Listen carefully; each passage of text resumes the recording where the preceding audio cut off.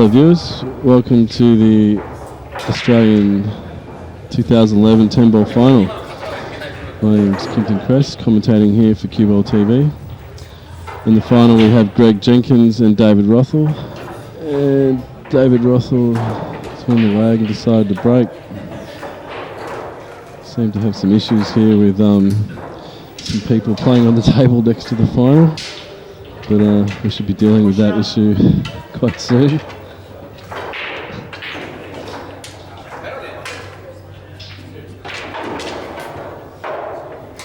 Rothall's called a push out.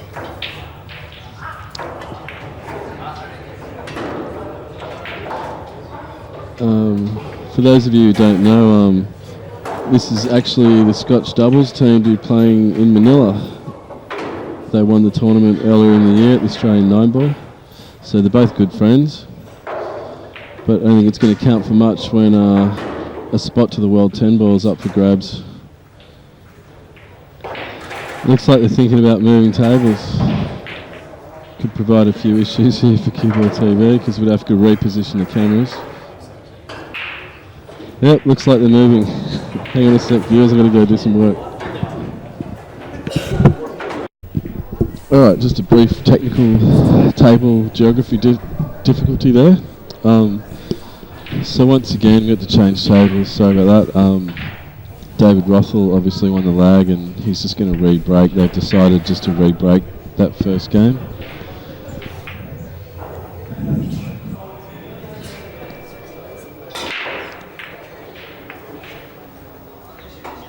Ooh, it seems Dave's come off a lot better. Yeah, great camera control the break there. I'd just like to welcome to the commentary box Mr. Alex Waddell. Okay, mate, how's things? Good, thanks, mate. Nice to have you back. Cheers, buddy. So yeah, as I said, well, obviously in the first break Dave had, he was snooking on the one. He had to play a push out, and he left Greg on. But obviously this break's worked out a lot better for him. Yeah, absolutely. It's a pretty nice angle there to get back out from two.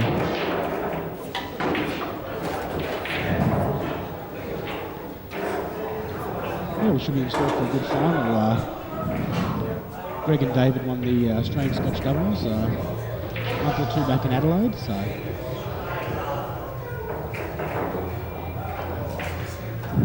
yeah, well they'll be representing Australia and Manila this year in the Scotch doubles, and I believe David also won the Australian Masters against Ben Judge 13-7, I believe the score was. So oh, is that right? So I think Dave will be off overseas. That was another spot for the Rothall Masters. I don't know where that's held this year, but he's off to that as well. Nice. And whoever wins this has got the spot at the World 10-ball. So.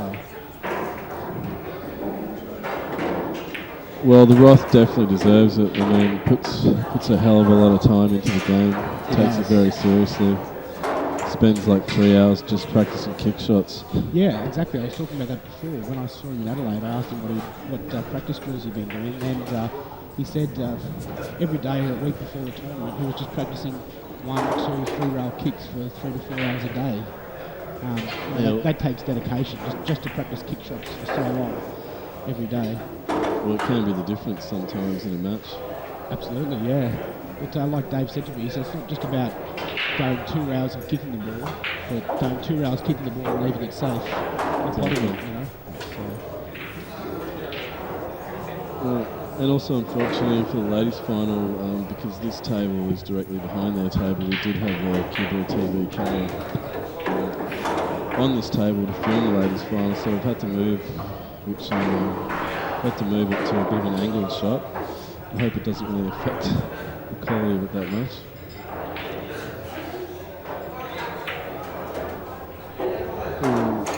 We just seem to overrun that slightly. Looks like he's still going to go for it though, Al. Yeah, I think so. Which is good. I mean, I hope he does. Nice aggressive play from there.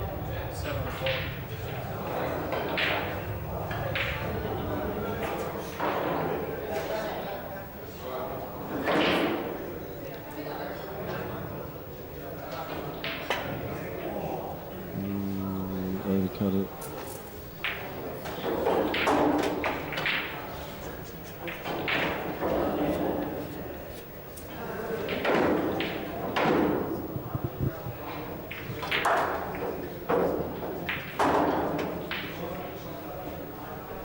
going to say the two fittest players in the room in the final too. Yeah, absolutely. So, both semi-final matches appear to be good matches and very close. Like I know Greg beat Steve Barbecue. Mr. Happy. Mr. Happy, yeah, 8-6. So that was a close one, and I don't know the exact score. No, I think it was 8-6 for the other side as well. 8-6 as well, yeah. So both got And it was fairly probably close. just a couple of kick shots in it. Yeah. So maybe those kick shots Dave had been practicing paid off. Exactly. Yeah. And of course, they are playing for a spot in the World 10 Board here. Yep. That is, if it's on soon. Because I know James Delahunty won it last year, but there were some issues in Manila, apparently, with the promoters, and it didn't actually eventuate. Yeah. Yeah, it's a big shame for James, so maybe we might be able to give Australia a second spot this year. Well, I'm pretty sure we get 2 spots, so it's whoever wins the Australian 10 ball and the highest ranked. Okay. Audio. And that will probably be down there. Ooh, that one's up to speed on the way in. Yeah, but here's one of the sponsorship.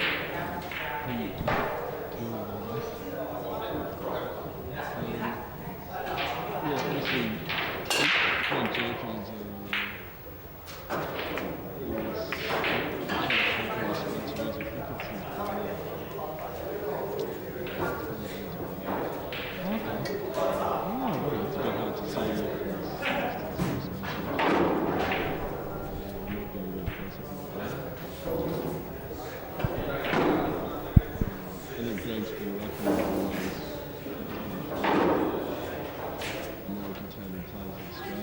Yeah.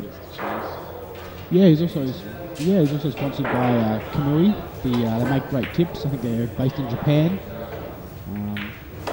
I'm about to get a Kamui tip on my Lakasi cube, and I've had a few hits with the different Kamui tips, and they really are beautiful, nice layered tip.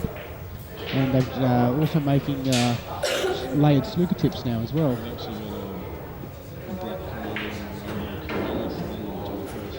Okay, there you go. Yeah.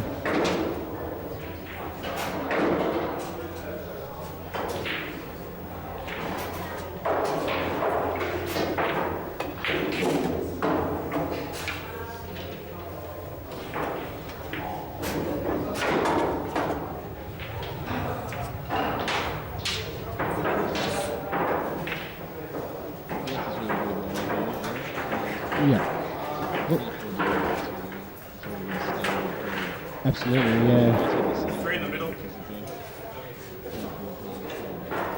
Yeah, absolutely. Yeah, they've got to keep it close.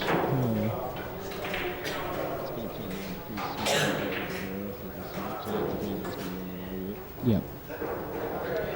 But, one thing I've noticed about the weekend is the breaks have really been hard. I've been watching a lot of players who are capable of running a 5 or 6 pack. But they're just not being successful with the break. I've noticed that's been really, can't get a ball, or when they do, they're not on the one. So.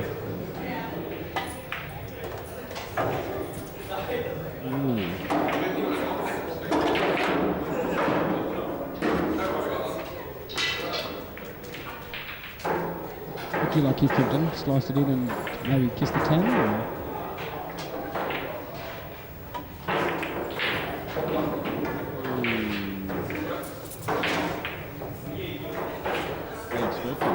Yeah.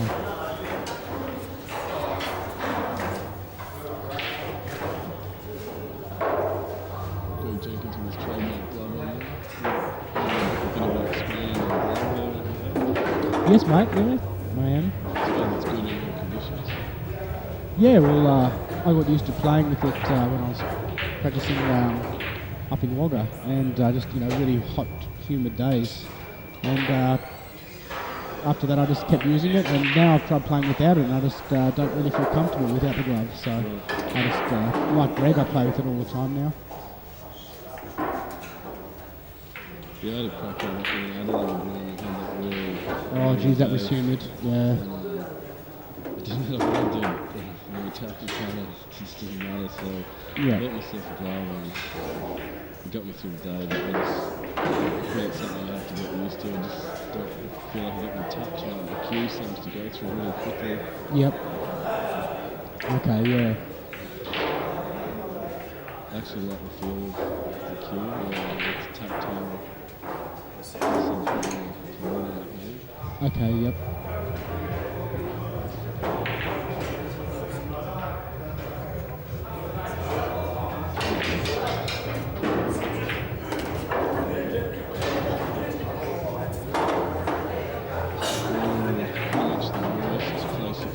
Yep. I mean, if I was to go for a while, but 7's close enough to It seems like he's just going to thump it, maybe with the right.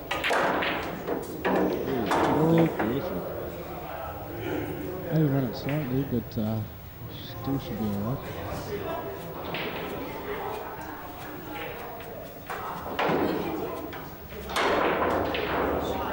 I have to thank Prince's as well, been a sponsored the event, and great service here as always. Yeah, it's excellent venue. 24 hours of pool. Really can't beat it. Absolutely. It's great stuff.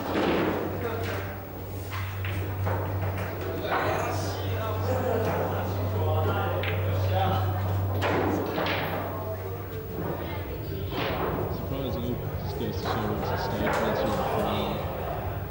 You can really play loose shots or anything and completely different. Yeah, exactly. I know in practice, you're probably going to try to cut that 100% of the time. Yeah, yeah. He's a snooker player, so he's used to putting blocks on the spot and going and pack at no level. Mm-hmm. But in this instance here, he's just decided to play safe. What, you think Rothall just play safety? Yeah. Ooh. Well, maybe that turned out better for him hitting the drill. I have a feeling Greg might try to slice this in. I think just with middle ball, it might reward position to the 9.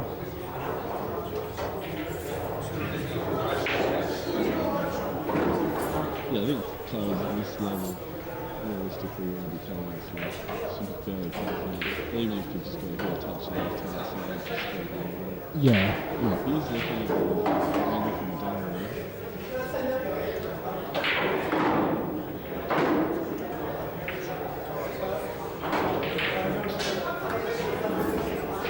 Probably two of the fittest players on the tournament and the final.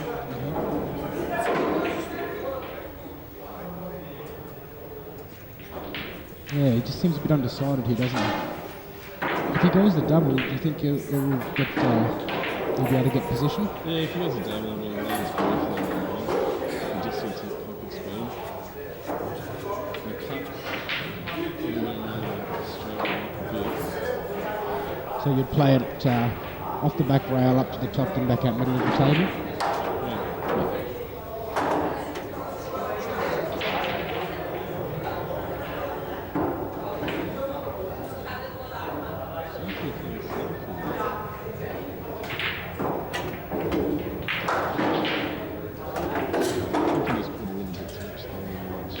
Yeah, I think he overthought a little bit. Well, he made the 9, only if it was 9 walking.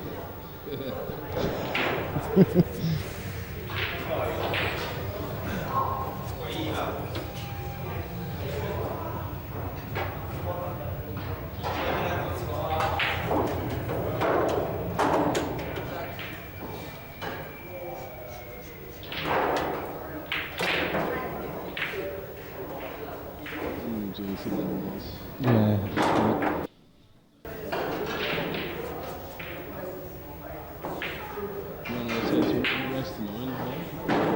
I'm not sure.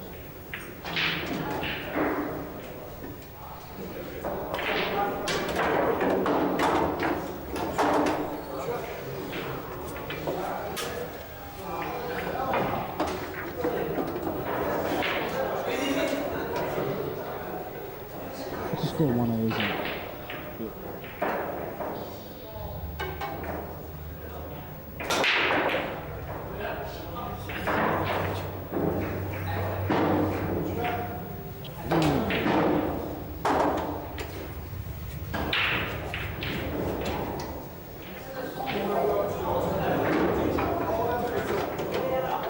So the ref has won the world, Masters, the Full Masters spot. Yep, the Australian Masters, and that entitles him. He's won the Scotch Doubles, Yep.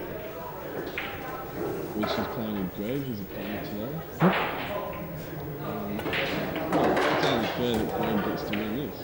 Oh, yeah, that's right. Also, he's a New South Western. Exactly.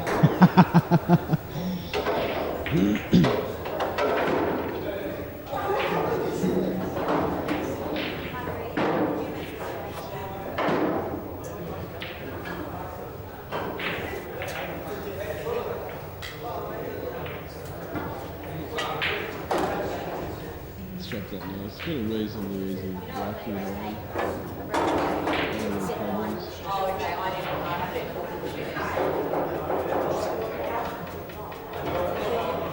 Does he have a whole pocket for that 3 ball, do you think, Kimpton, or do you think he's looking at maybe playing a combination? Oh no, I think he can do that too. Yeah.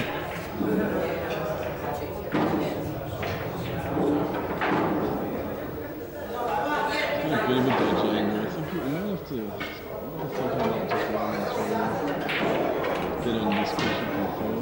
Okay, yep, so play it with the switch of left. Score it out. Yeah.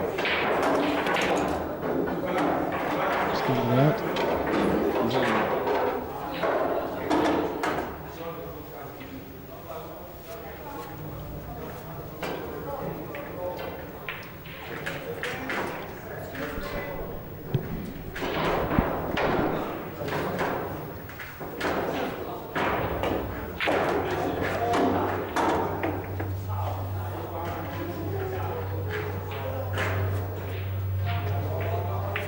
Yeah, well, I believe Greg, when he first started playing Q Sports, he mainly played snooker, and quite a few people have told me he's made 2 maximum 147s. Also, I think he won the Australian Under-21 snooker titles back to back, and I believe he left the game for a few years, and then when he came back, he saw 9 ball and liked the look of it and gave that a crack, and apparently now he's hooked.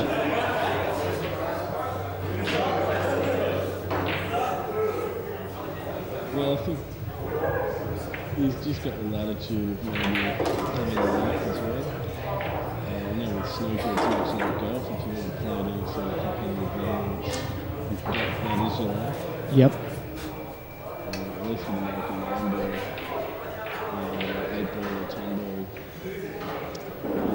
You probably want to still have a table at home so you can do a few draws, but that's pretty much all you need to do. Yeah, exactly. I was just about to say exactly like you. You have your own table at home. Just practice when you have a spare hour or two here and there. And I guess the only part of that doesn't work for you is in Australia where all the conditions are different. yeah, If you get too used to a certain way of playing, then it can hurt you a bit. yeah. I guess that's the mark of good players, how well they can adapt. Yeah. Like you and Greg both have oleo tables, don't you? Never actually seen Greg's game. Okay. Yep. Yeah, I believe Greg's an oleo too. Yeah.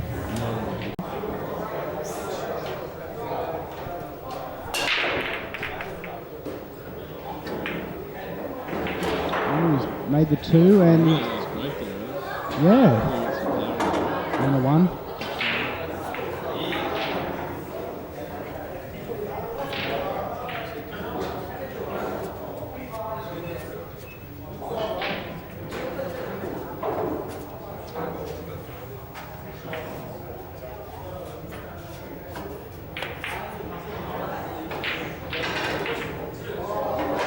How was your tournament? Mate, yeah, I've had a great weekend. Definitely didn't play as good as I'd like to, but nevertheless still had a lot of fun. There was a lot of quality players here over the weekend. Oh dear. Yeah, it was, all the groups just seemed quite tough. But it was still, a lot of good match play and good experience, good practice. How Yeah, I about, think the groups were pretty tough. And it was top 3 went through out of 5, I think. yeah. Yeah, like, And that's the same because it's a race, right up the grabs, the calibre of players was pretty high. yeah. I didn't really have a big field, but yeah, nearly all the players were, ex-state champions or Australian champions or whatnot. Greg's is getting a bit of help from the tournament director. He's lifting a last chance they can do a jump shot.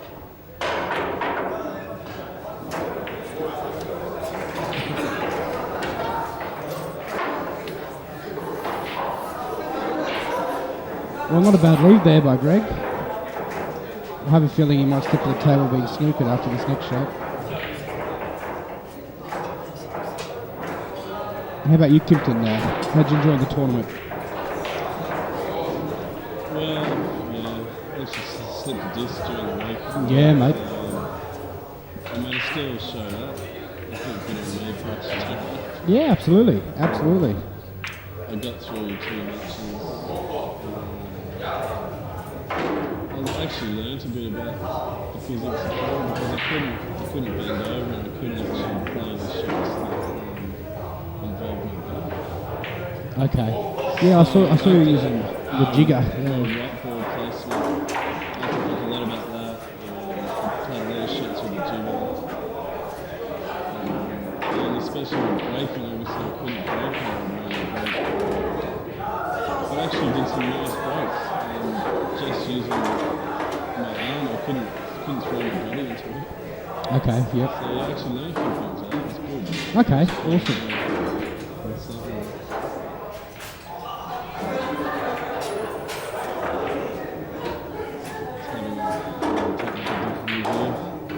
Tournament Jenkins just kicked over the feed. Not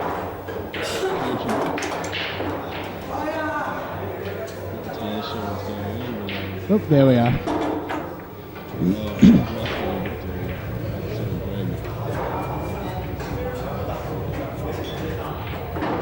Oh dear.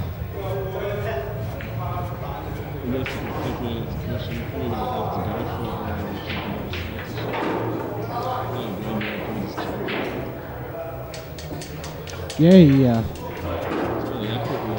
he is.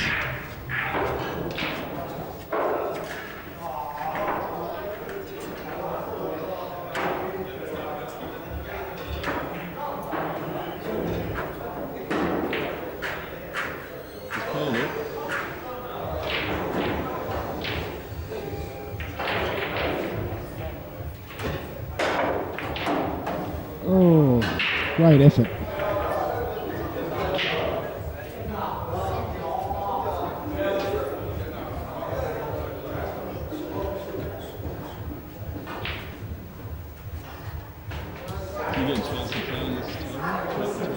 I did. I played Lewis Condor on this table.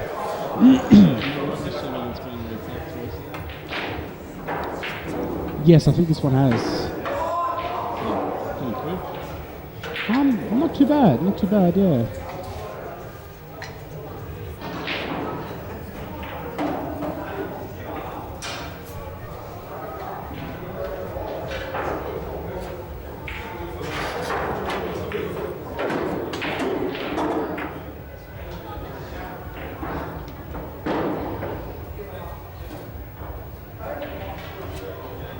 Bit of a funny angle here. I wonder if he's got just that slight bit of angle to stun it over. Yeah, I think he's just going to pull back just a little bit.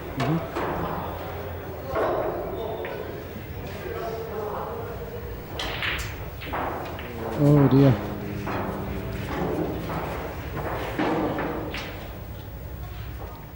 We got quite fortunate there, I think.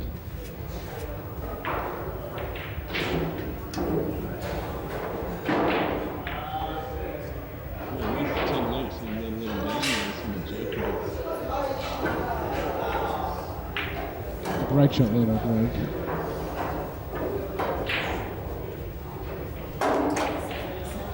Now, I find these shots quite hard. How can you kick at this and kick it safe?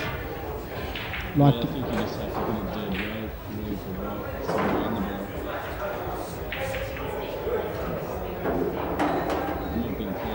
just two cushions and feather two on the top.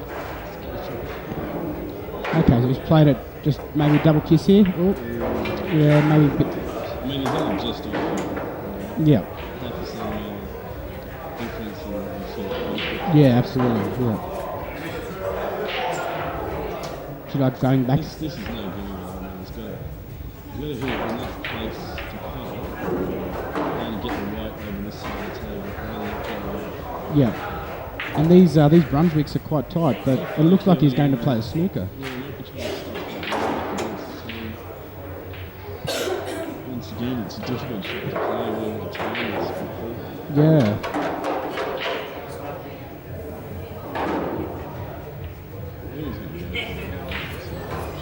Yeah.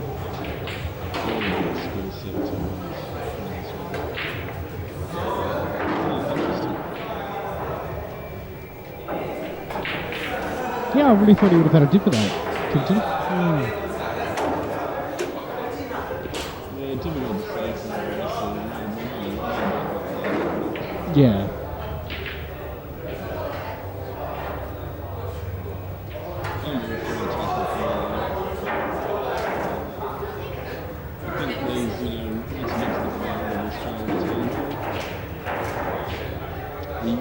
You've got a pretty nice set of skills.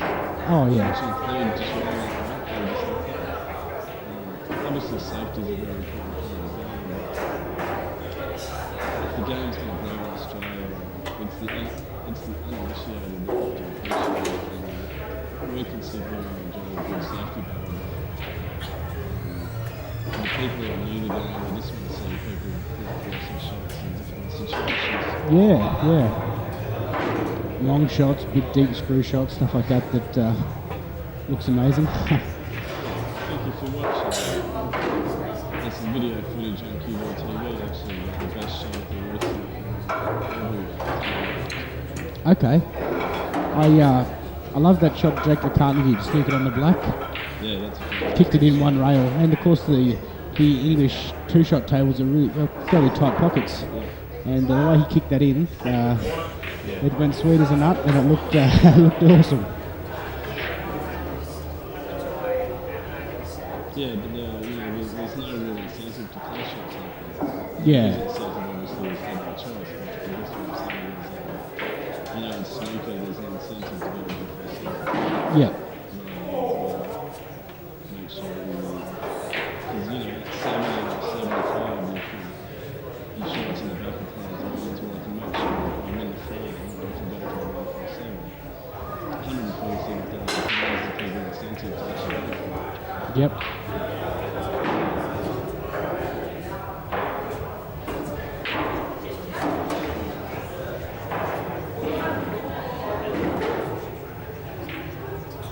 And there's a good example of a situation where you can't see you lose the frame because Yeah. you've got a bit of work to do for you. Let's face it. I'd Someone. much rather not let your foot go in the table. Oh yes.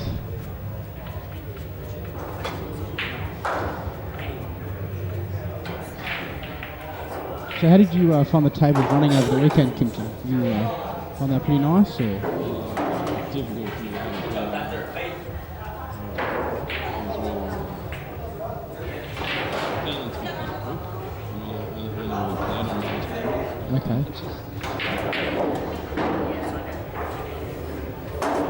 Yeah, I played on a few various ones throughout the day, and the table speeds for all the tables seem quite nice.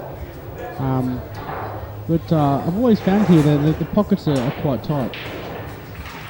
Yeah, which is good. Yeah, absolutely. It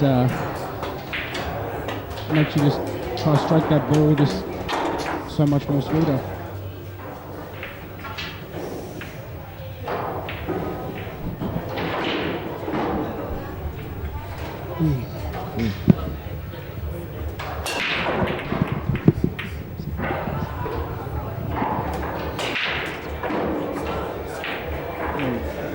Greg's done a reasonably nice break there and made a ball. I was going to say, if he can't cut this two in, he's going to go for a safety, just stun the white right behind that 3 and let the 2 run around. I believe the score's 3-1 to Greg. I'm just joined in the com box by Cody Richardson. He's now living in Melbourne, but an old Wagga boy, so Cody and I go way back to the days when we were both living in Wagga. How are you, mate? Yeah, good, mate. Yourself? Yeah, good, mate. Good. How'd you go throughout the tournament, buddy? I struggled to adapt to the conditions this weekend. I thought the pockets especially were pretty tight. Yeah, I was talking about that. Yeah, unfortunately I sort of struggled all day on the Saturday and was a bit unfortunate not to qualify, but there's always next time. But yeah, that's right. I see one good player who's having a really good tournament is Greg Jenkins. Yep. He seems to be getting better with each match he progresses through to.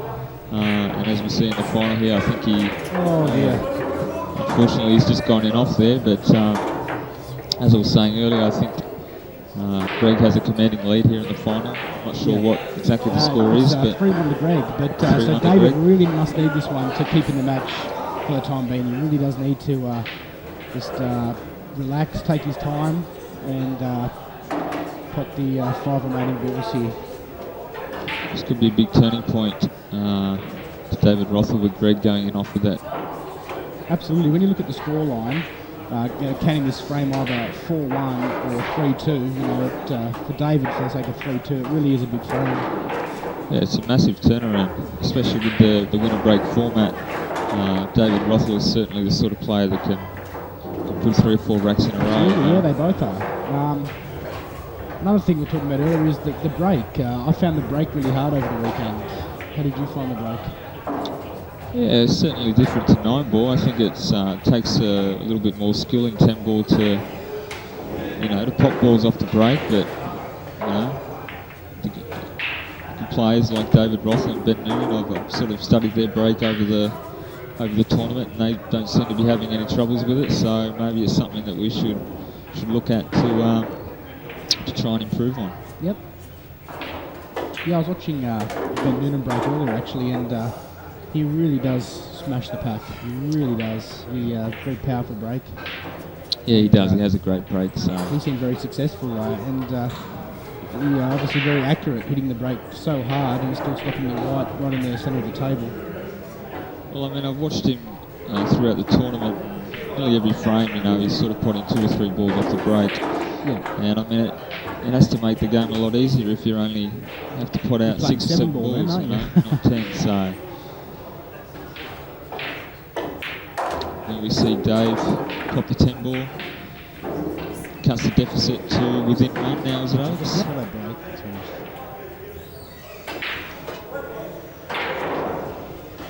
So David Rothall, you break now. Let's see the break.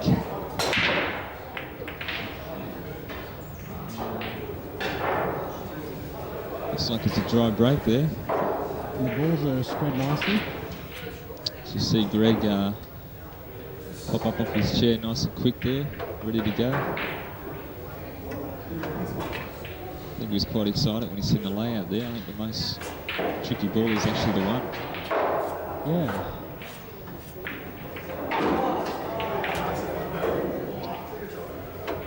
Very nice positional shot there from Greg. Yeah, he's got to be careful with the size of pocket here. I don't know. He might have to play safe here. Or... I think he's good enough room just to roll the 2 up the top and go forward for the through. Oh, it's a track of a shot there. And he's got lots of angle as well to get back up the other end of the table for the 4. That's the key, isn't it? Always to leave angle. Angle for an angle, yeah. Oh, careful. Well, he's come off a bit short there, kissing under the 6, but... I guess he has an easy save here behind the 6 or the 10. If he wants to what to say here, Alex? Would you attack the 4 with the position of the 5 sitting over in the middle of the table, or would you play safe? I'll definitely opt for safe here. I would play the shot Greg just played. My brain first thought to double the 4 backup table where he's put the white and the white somewhere where the 4 is. But either way, if it's played right, they can both be very effective shots. I think he actually may have left David Rothall a shot here. Yeah, I don't know if Rothall will have a dip at this or if he'll choose to play safe again.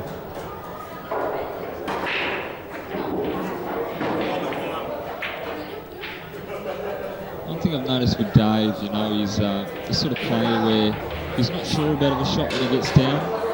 He always gets back up and double checks, you know, and you see some players, you know, they sort of get down too quick. Exactly, they change their mind while they're halfway, while they're down already, and really I think, what Dave does, if he gets down on the shot, feathers, and decides to change his mind or change the side he's applying or whatnot, he gets back off the shot and reapproaches the shot from the start again.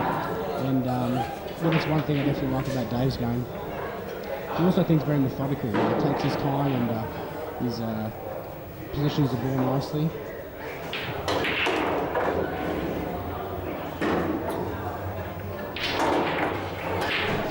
I played Dave earlier in the tournament on Saturday in the group section play. I think I took the first frame off him, but from then onwards it was pretty much shut the gate. You know, his break was absolutely. Yeah, I saw a few frames between you and Dave actually.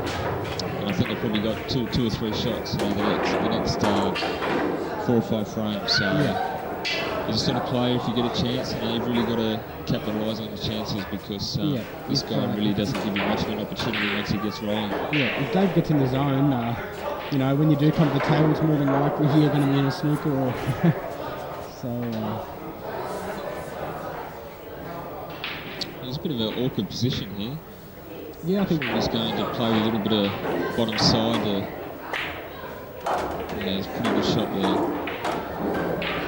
Also helps with the 9 sitting over the pocket. Yep.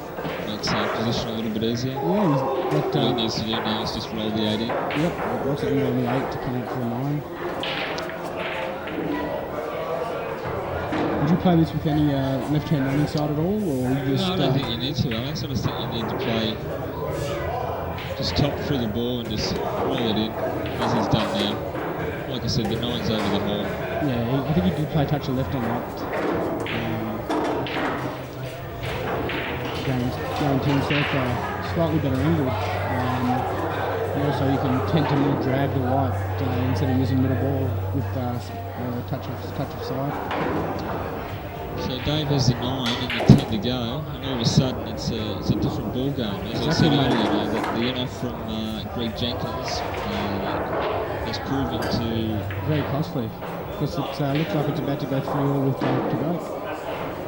Big tournament. So Dave put the 9, it's 3-all over the Australian 10-ball tournaments. Rothall to break off here at 3 apiece. Race to 9.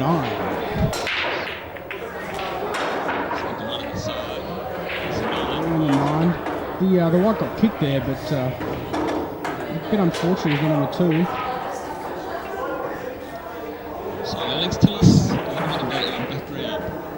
You're still living in the country area of Wagga Wagga now? Yeah, mate, I live in the central Wagga Wagga. Okay, how are you finding that at the moment? A bit unfortunate that we lost that pool hall about 2 years ago, mate.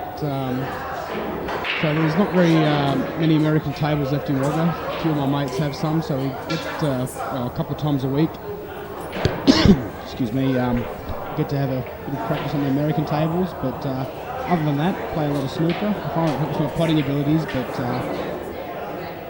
yeah, it's all good, mate. Okay, so it's mainly snooker tables in Wagga now, just at your local RSL club, or? Yeah, we have the commercial club in Wagga has three snooker tables, and the Wagga RSL has 2. Because there was a pool hall there, John Shearer's Q Sports, was it there at one stage? Shearer's Q Sports, owned by John and Maureen Shearer. It was a real shame to see that closed down, wasn't it? It was, mate, it was. Especially for the country area, you know, there's not much for the young kids out there in the country area. Yeah, but you say country area, but what was actually the largest inland city in Australia, Cody? Is that right? But you come from Cootamundra, don't you? Yeah, mate, Cootamundra boy through and through. Yep.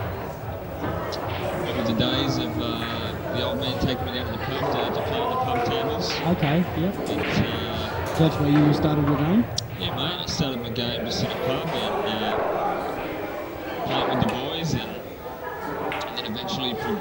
pass to snooker. It's a nice kick shot there by Greg. They're actually having a really nice safety battle here.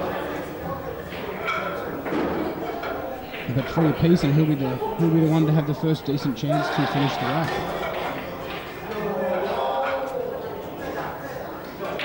Pretty tricky situation here, Dave Rothall. He's really in a position where he needs to hit this too, otherwise the balls are really clear, and you would expect a player of Greg Jenkins' calibre would clear these out. Yeah. So, how long have you been living in Melbourne now, Cody? You play quite a bit here at Prince's and Kings. Yeah, mate, I've been here for about 9 months now. Okay, so Yeah, Melbourne's a great city, you know. I just spend a lot of time here at Prince's Entertainment Complex. Always enjoyed playing here.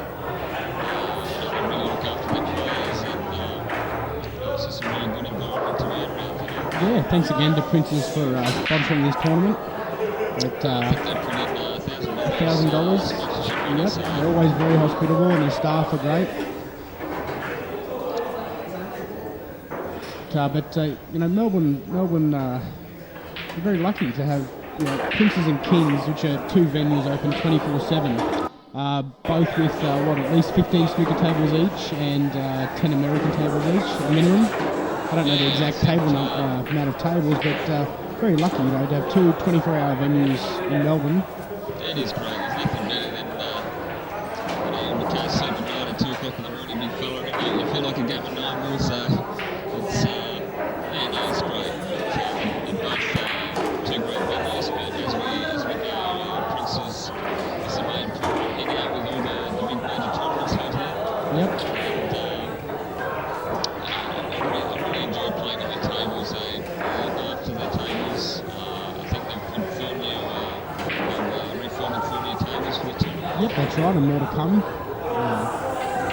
We also have the Trans-Tasman coming up here in a couple of weeks, which Trans-Tasman singles, and also the Trans-Tasman test team, which is Australia versus New Zealand. 5 men to a team and 3 women to a team. Yeah, it should be very exciting. I'll certainly be out here watching and cheering on the Aussies. Absolutely, mate. Should be a lot of fun. Oh, you've been talking, Dave's just been doing the trick here, cutting the balls. What do you think here, Cody? Just screw back a fraction for the 8? Yeah, he wants to get He's going to play top. wants to get a good angle here on the 8. Yeah, it's a great shot. Is it clear? It's in position now, Dave, to take a 4 lead, 4-3 lead here at the Australian 10 World Championships.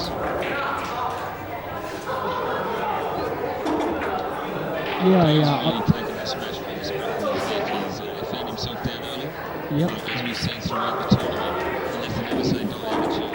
exactly. And you can find a big turnaround. It has. Oh, we lost the white there a bit, but the 9 looked like it was going to get kicked. He's got a number of dry breaks the final offside. The table seems to be breaking a little bit tricky. Yep, I know I had a trouble with the break. I did too. Then you see that middle break and getting 3-4 balls down. Oh dear. I don't know about you, but I'm just happy if one goes down. Yeah, that's right. I'm happy if one goes and to have some sort of position, or at least be able to see the next ball. Greg was a bit unfortunate there, he overran the run. Did he nominate that? I think he might have. He did. It's a great shot. Great shot there from Greg. I'm sure if this through ball is worth putting, you see player safety here, but not the 8 maybe. Yeah, we'll just run the 3 forward and stop the white behind the 7.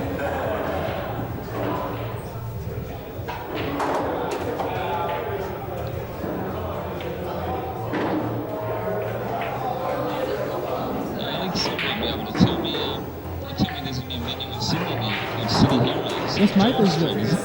It's in George Street. It's the old cinema complex in George Street. They have 36 gold 36 gold crown Brunswicks. It's a great venue. Vicky and Walter own that venue. They're very hospitable, very nice people. But yes, 36 Gold Crown Brunswick. So it's a great venue. You know, if you're ever in Sydney, definitely go check it out. We hope later in the year to hold some big tournaments there. I know Kimpton, one of the guys who runs CueballTV, and Luke Hoff, they've been running a monthly tournament there. 2 divisions, heavy hitters for the people like you're watching now, David Rothall and Greg Jenkins. They also do an intermediate, which I believe anyone that has won a state title or an Australian title, I think in any cue sport discipline, is not eligible to play in the intermediate. So that's good. So they're really looking after all the different Pro Tour players. I always love going to Sydney to play the tournament. It's just something in the water in Sydney. They always get a great turnout in their tournaments. You know, I think the last tournament went to 64 runners. Yeah, mate, and massive turnout. yeah, well, we actually had to cap that. We were unlucky that Greg jumped it right off the table. But we've got a lot of people playing in New South Wales now. Because 2 years ago they didn't even have a pool in, did they? Well, they've always had Wembley, I believe, for the last 10 years or so. But the New South Wales PBA, New South Wales Pocket Foods Association. I'm on the committee for that, and we have some great people who on the committee. Fleur Williamson, and we just had our AGM today. Actually, I missed that, and we have some new people on the committee as well as some old people. And we've been having some very big tournaments. Before this new venue opened, we had to cap our entries at 64. But we did have an April tournament, state April championships. We had over 100 runners. Nice. I'm hoping to see an Australian title or Oceania or some major Australian tournament at the Scoop Pool Hall in Sydney. I think that'll be great for the game. And as I said, with 36 Brunswicks, you're capable of holding a very, very big tournament there. Yeah, I can't wait to go. It sounds fantastic. Yeah. And 36 Brunswick tables, that's massive. So hopefully one day we can organise big tournaments there, because as a player we all want to play in the best tables, the best arena. Yeah, certainly brings out the best in the players, doesn't it? As we're seeing here today with both Greg Jenkins and Dave Rothall. Yeah.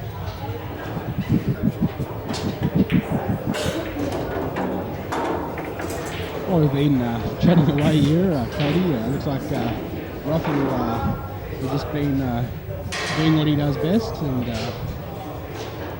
putting the balls. After Greg jumped the cue ball off that table on the jump shot.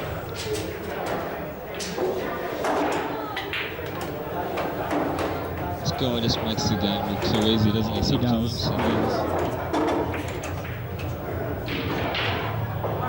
He does have a little bit of angle there. It's fairly straight in, isn't it? But, he does. How do you think you'd play this shot, Rocket? Well, it depends. If he's got a little bit of angle, he might play top right-hand side. Yep. I see. Yep. It's perfect. A straight shot. He's running a little bit too far, but fraction, he's fine. but I'm sure if you just stunt across, you'll play the 10 in the top corner. Looks very comfortable now, Dave. The first few frames, he looked a little bit nervous to say, but yep. Sort of he sort of hasn't played that the best, but again, you'd probably expect a player like Dave to put this in the back of the pocket. Then again, it is the final of the Australian Table Championships.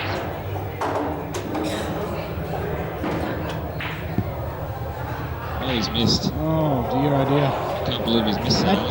That was definitely a pressure shot to go up 5-3 from being so far behind, or potentially 4-all. So Ricky, I don't know if he'll take the double or play safe. Oh, he cut it in. Sorry, that angle looked a bit different here on the ball.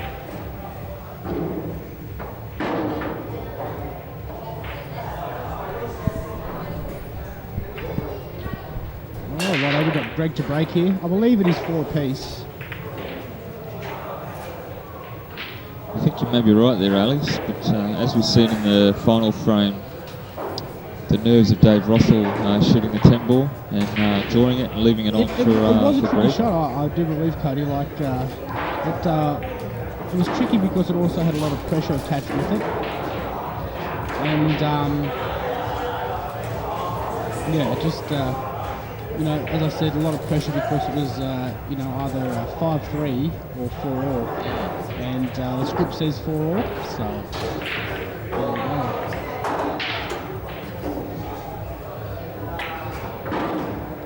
That's a great shot from Great Dave shot there. Sort of in prime now, but the only tricky ball on the table is possibly the 4. I'm not sure if it goes in the same pocket as what the 6. I think the 6 might be covering it there. So the 3 to the 4 is probably the most difficult shot. Yep.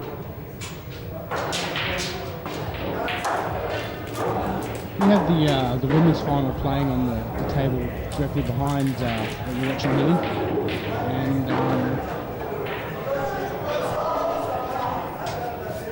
I'm not sure what the score is there, but we have Lyndall Hulley and Colby Poole in the women's final.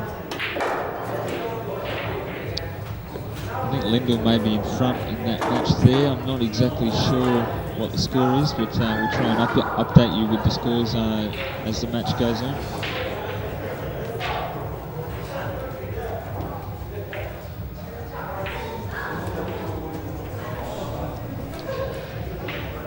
Yeah, so this is a tricky shot of the frame, the 3 to the 4. Yeah, What did you play here, Alex? Excuse me. I'm not sure, mate.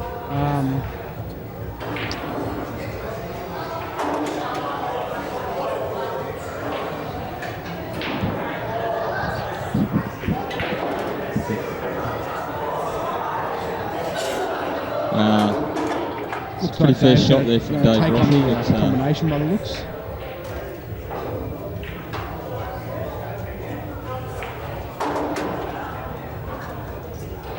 It's a big shot coming up here for Dave.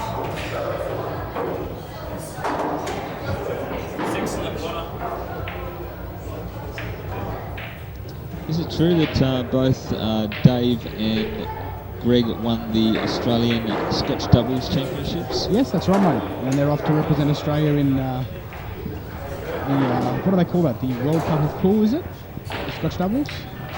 Yeah, I think it's called the World Cup of Pool, which is held in Oh, he's Greg at 6. Manila, Philippines, is it? I think so, yeah. Held in Manila. So Greg back to the table here.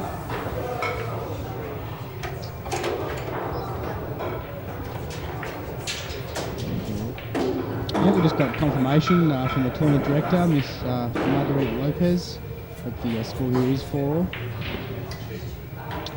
Yeah, I suppose we should also thank Marguerite Lopez for again running a tremendous tournament. Yes, it really has been a great tournament. Also, a lot of help. Lewis Kondo flew in from Queensland. He's on the Australian Pool Players Federation Committee, along with Robin Beggs. He did a lot of work over the weekend. Look, I love Lewis Kondo. He's one of my all-time favourite pool players. He's been around the game forever, really. But again, he's a player that's been overseas and done really well. Unfortunately, he got put out, I think, in the quarterfinals today of the championships. But again, he's a player to really watch and admire because he's, I think he's a 4-time Australian champion. Lewis, is it? Oh, bad miss there by Greg. That was a bit careless there from Greg. I thought he had enough angle to run it up top with extreme, run the 7 in the corner pocket with extreme top. But as I said earlier, sometimes the angle we can see here on the monitor is different.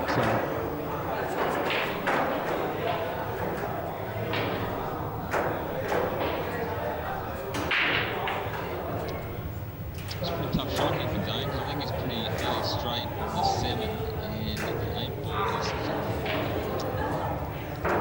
it's pretty hard to get to. Oh. Now what shot do you like here? would you jack up and play it with lots of bottom smidge or right, or? I think so, Alex. I think he needs a. About jacking up. I think he looks like he's going to jack up. Yeah, he's close to, on the rail there, and back out.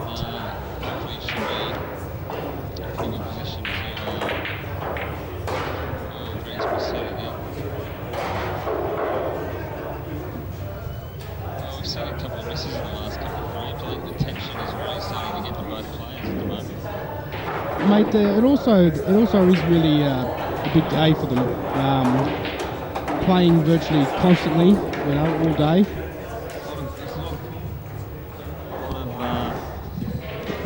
A lot of hours on the pool table.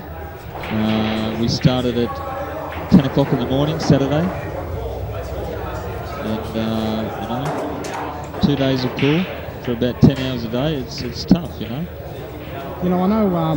I know David Rothall put in a lot of preparation for this tournament. Been practicing a lot.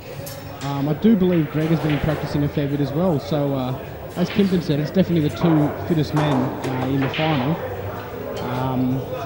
So maybe today is more about stamina.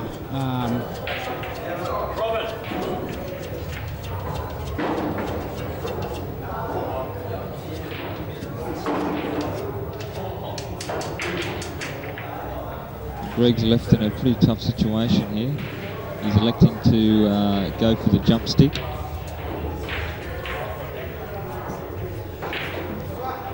See what he can pull off here. He's going to try to pop this, I think.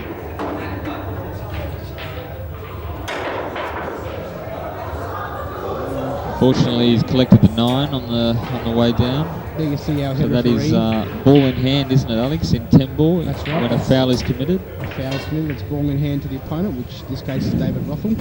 We just had assistance there from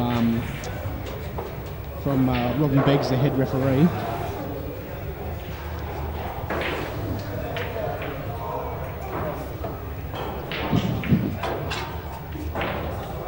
So Dave's just trying to work out the pattern here for the table layout. How he wants to play with 7, if he wants to go below the 9 and 3 rails and back out for the 8. He's going to check it up. Yep, he's going 3 rails. Still got, appears to have a reasonably good angle on the 8 to climb the other end of the table for the 9.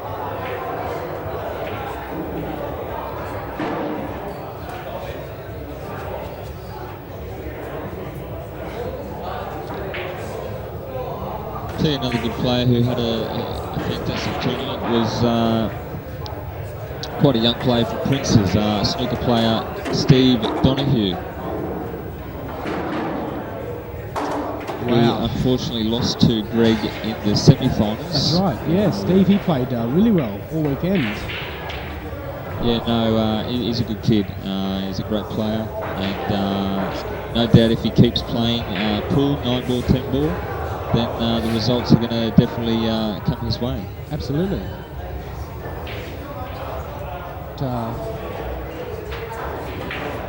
another player. Wow, that's another miss. Great try there by Dave.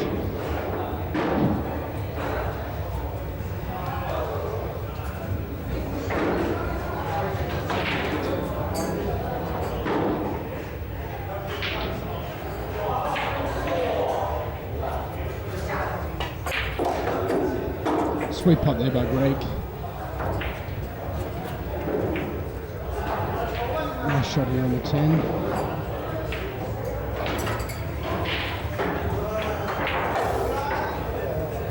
So I believe that's 5-4 to Greg. 5-4 to Greg it is.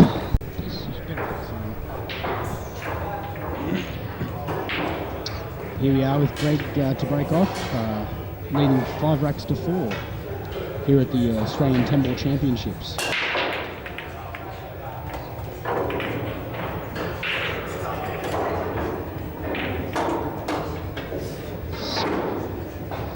Got the one on the side. Yeah, you got the one on the side. What shot do you think you like here, Cody?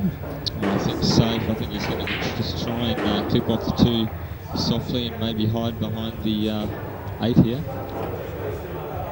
Tip off the chin up behind 8. Well, I think he has too much. He needs to hit the 2-2 full in order to get past the 8. I suppose the players that are there playing now know what's best. That's probably why we're sitting here commentating. That's right.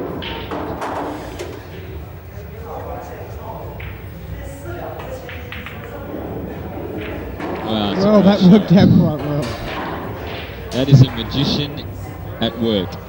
That was a great shot by Greg Jenkins. I definitely didn't see it that way, did you, Alex? No, I didn't, mate. That's the sort of shot that gets you across the line in an Australian Championship. Not only he has so much skill, but it's his experience around the table that we see Greg win so many matches. He's the sort of player that a young player should sort of try and What's the word? master their game. Absolutely, yeah. Greg is. I've always found Greg to be very, very, very knowledgeable about the game with different techniques. But I also find Greg to be very good with mental coaching in the game. It was a great shot by Dave Rothall there.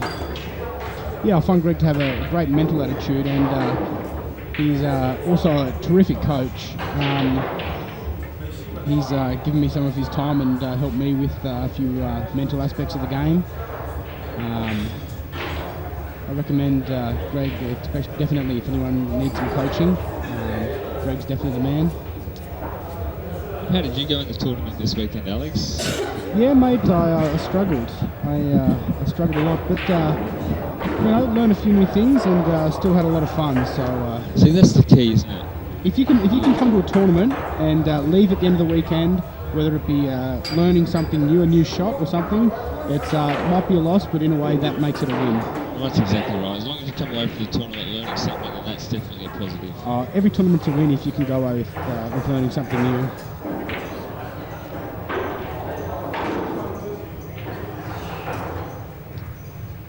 Another great play today that I thought that was a big chance to make the final was 3 times world billiard champion Robbie Falvari. Yeah.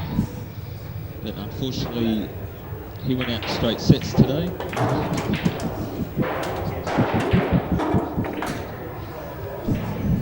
Robbie's definitely a class act in the billiard world.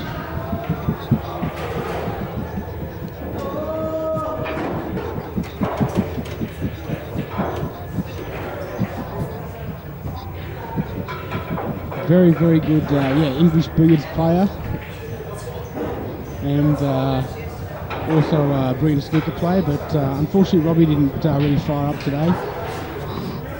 But when you look at a lot of the entries, there was so many people capable of winning this event. Ben Noonan got beaten by Dave Rothall in the other semi. That score was 8-6, the same as Greg Jenkins' semi-final against Steve Donahue. Yeah. You see Greg try and make a 2-frame deficit here. He's leading at the moment 5 frames to 4.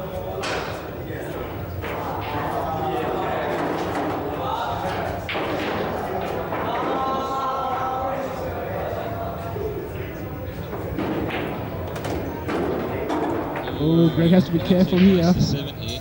Ouch. It's a bad positional shot there from Greg. Let's just see what he'll do here. Obviously he's going to try and play safe.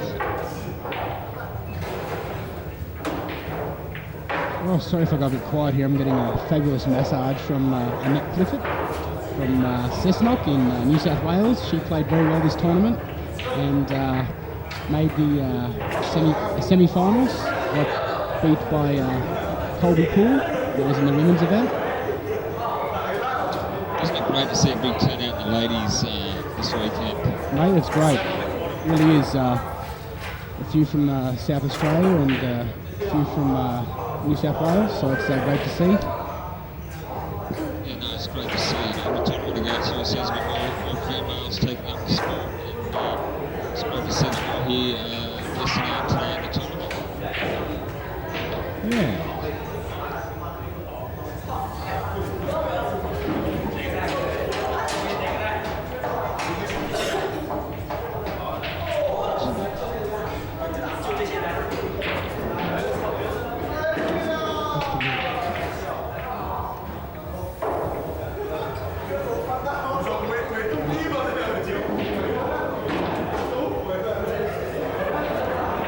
It was a nice safety shot, previous shot that Greg played, I thought. Yeah, Dave definitely made contact with the 7 ball, but Oh no. dear. That was definitely a careless shot from Greg. I'm not sure if he just took the ball too easy or It actually may have sounded like got a kick. it sounded like he got a real bad kick. But Dave's faced with a shot here. I don't know what he'll do here. What shot do you like here, Cody? Look, I like try getting behind the 9 ball here. Yep, exactly. That's what I was thinking. Pin the 7, leave the 7 on the back rail, and try to put the white up behind the 9. There's a few different ways. He can pin off the 7 lightly and hide behind the 10 ball. Yep, that's the other one. Anyway, we'll just see what he plays here. Selected to get behind the 10, but I'm not sure how successful he is there. I think he's got it. Very nicely. Oh, Greg might be able to see a side of it. I dare say Greg will try to pin this and put him behind the 9. But he might get a bit fortunate here. Oh, he has been quite fortunate. It's worked out pretty good for Greg Jenkins there. He's got a full ball snooker there behind the 8 ball.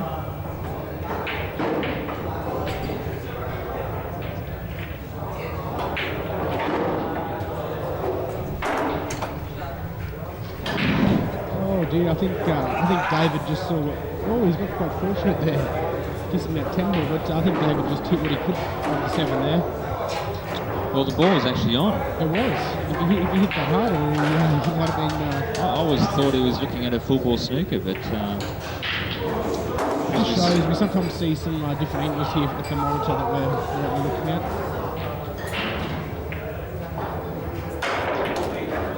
it's a great shot. It's a great jump shot from Greg. But Great jump shot from Greg, but the positions are a little off. But is it true, Alex, that the winner of this Australian 10 ball championships will get a spot at the world titles in the Philippines? I don't know if it is held at the Philippines, but I do know for sure that the winner of this final gets a spot at the World 10 ball championships. I suppose it's really shown that over the last couple of months, these two players have really been a dominant force. Not only winning the World Cup, the Australian doubles championship, but also seeing them both in the final today in the Australian 10 ball championships. Yeah, as I said before, all careful here. And as I said before, David Rothall also won the Australian Masters, beating Ben Judge, who played in this tournament as well. Ben, from the snooker background, he was another big chance of winning it. Another great player. He's taken up American pool, and Ben had a big chance as well. He's actually converted from snooker to the American table quite well. It's a great shot from Greg.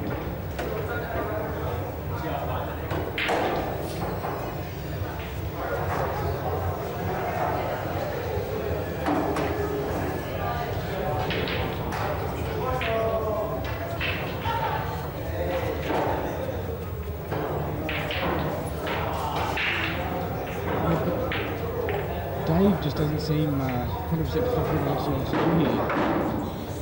Yeah, well, it's sort of very tricky, The balls are so close together, and it takes one wrong move. He's 5'4" to Greg, isn't he? 5'4" to Greg. So, Jenkins. Dave's got to be careful here. He really wants to win this frame to level it up.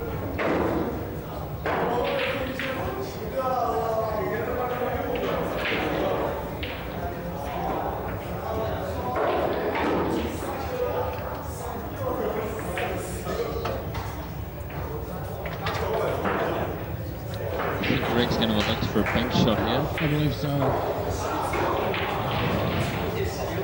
Which, if he makes a 9, will automatically get position for the 10 ball. Yep.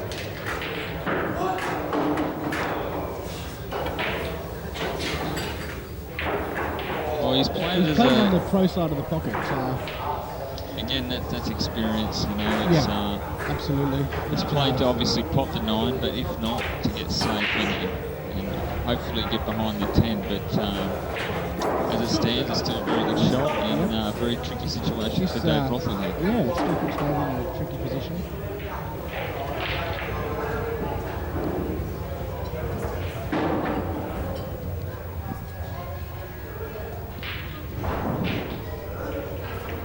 What would you play here, Alex? Would you play safe, or would you go for the attacking bank shot? I would think what Dave Rothall, I think, was just looking at is kicking the 9 half ball off the back rail, kicking the 9 over towards the side pocket, then back up behind the 10, and hopefully if you hit it nice thick half ball, the white will stay down that end of the table. He's gone for the bank. Wow. That is a great shot there by David Rothall. That is a massive shot under the circumstances of this match. David's definitely keen to level it up at 5 apiece. There it is. 5-all Australian Championships. So here's David to break it. 5 apiece.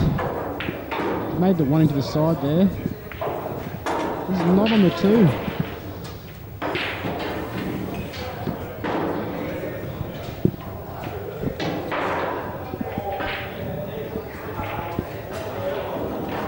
I think Dave will have to try to work out some sort of safety here. What shot do you like here, Cody? I like clipping just thin off the 2 here and a possibility of hiding behind the 10 ball.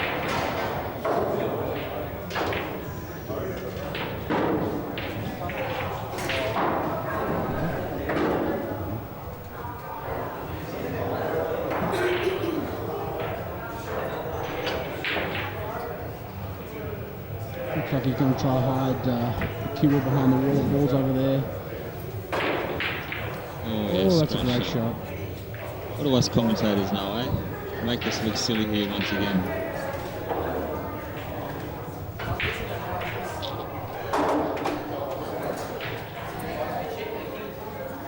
One thing with Dave Rothall, he's got a great safety game. He does. I remember. It's about 10 times I I've seen remember Greg when he's come to it. when Dave beat Robbie Folvari in a tournament here at Prince's. I forget if it was 9 ball or what tournament it was, but I remember it was a close final between Dave Rothall. Actually, it was the Australian Open 9 ball between Dave Rothall and Robbie Folvari. Folvari, yes. And it was very close, but I remember the last couple of frames, David Rothall just played some tremendous safety and really tied Robbie up. So yes, Rothall definitely does have a brilliant safety game. Well, if you can tie Robbie Folvari up and outplay him in the safety battles, then you know you've got a really good safety game. Yes, that's because right. Robbie Folvari, with the background of billiards, He I'm not knows sure if every there's a angle. better safety player out there in the game. That's right. And speaking of Robbie Folvari, I think it's that it's true that Robbie is off to the Philippines That's right, next mate. month He is off to the play in Philippines. the Philippine Open 9-ball Championships. That's right. That's right. So Robbie's going to represent Australia there at the Philippine Open. I believe it's held in Manila. Manila, Philippines, yes. And they love Robbie in the Philippines.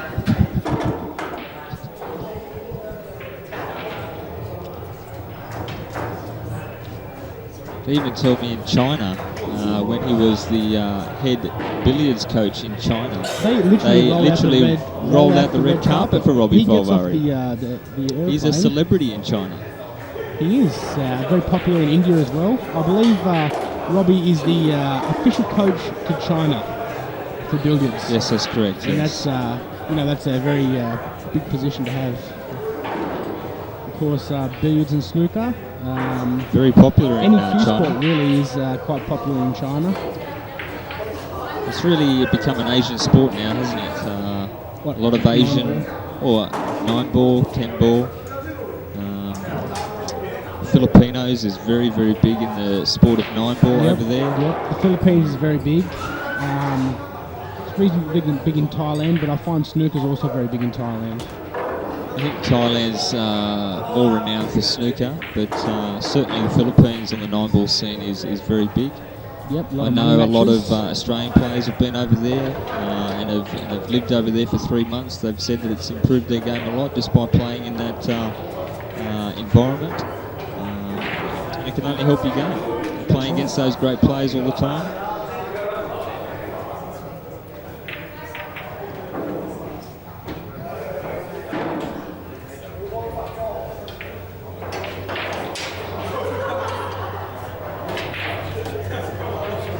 He's fallen a bit short there, Dave, but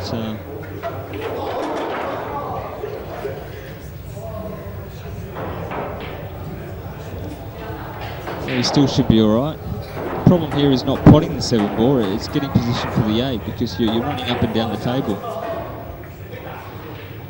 Now, would you play this? Where would you hit the right on this shot, Cody? Would you play with a touch of right? And, no, I'd play it with a touch of left. Touch of left, yep. Which it looks like he's playing now. It looks like he's playing bottom of the ball. That's it. That's a great shot. Controlled shot there by Dave.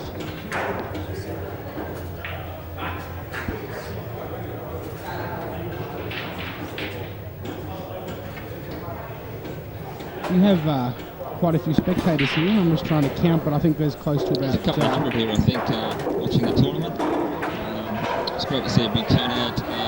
Like I said, it's just one of the biggest tournaments in Australia, and it's good to see the crowd really get behind the championships and support their players. Yeah, that's right.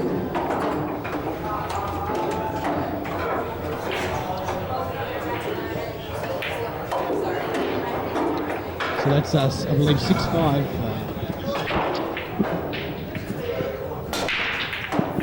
David breaking off there again.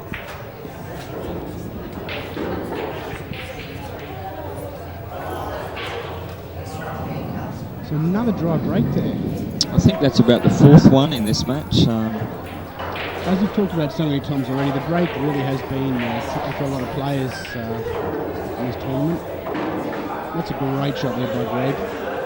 Not only has he tied the 1 up, but he's also got a blocker behind the 9 and the 5 ball.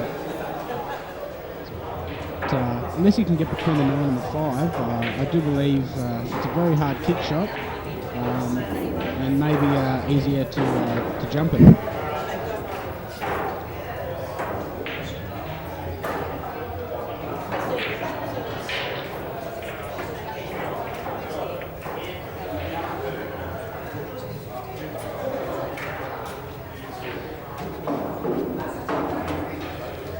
You would know, Alex, is there actually a stopwatch clock timing on the final of the championships? There's not one in the final because I think both the players here, Greg and Dave, both play quite fast.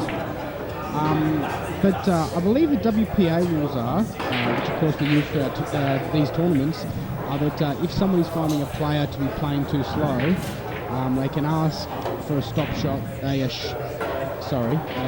shot clock to be brought in and applied for that match. Okay. I do believe, I might be wrong here, but I believe it's a warning at 30 seconds and it is a foul ball in hand after 45 seconds. Still, 45 seconds is a hell of a long time, isn't it, to play a shot? It is.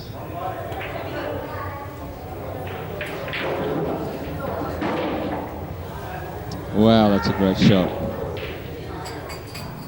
Again, we see the experience of Greg Jenkins' safety play coming into the match. Hiding behind the 2-ball.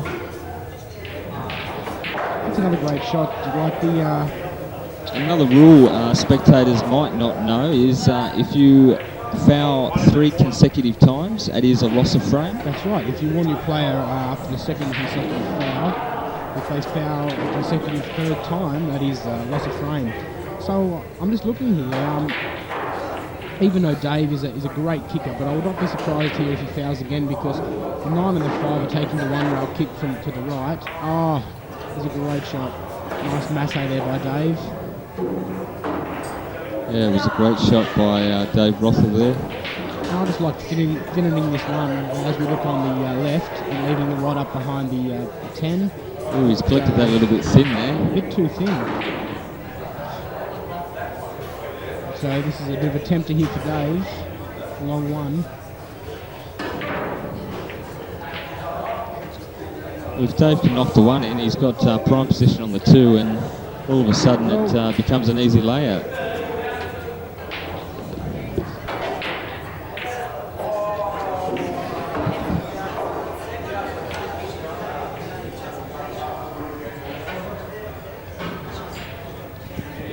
Nice steady cueing here required from Dave.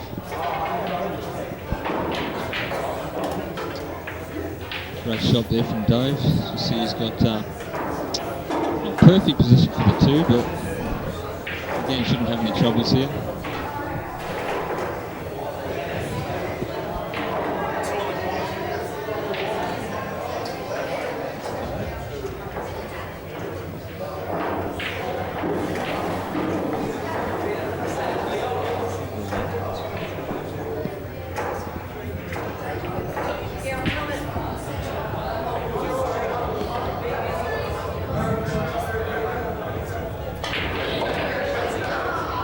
Careful the full ball here. Oh, he's played that tremendous. Absolutely tremendous.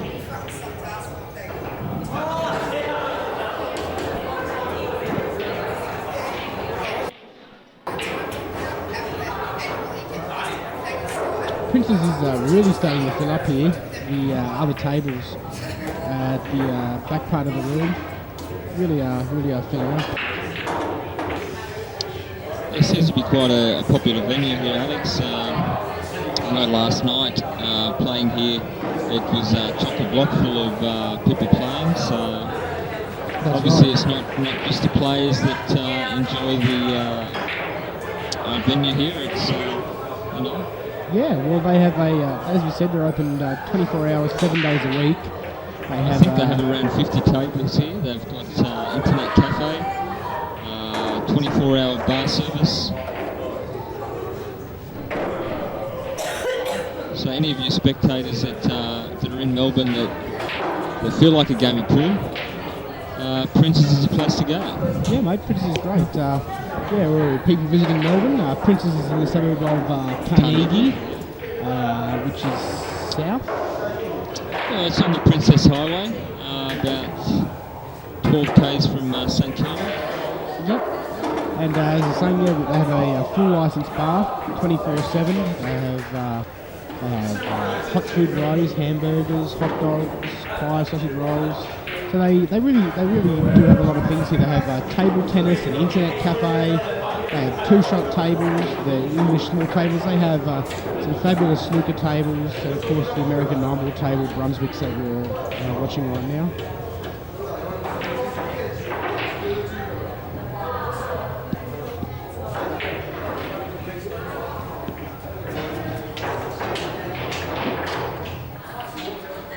Seems to be pretty straight on the 7-ball here. The only worry he has is getting stuck behind the 9-ball. So you might see a stun run through here, or just a stun shot, just to stop the white ball. Oh, great shot there. Great shot from Dave.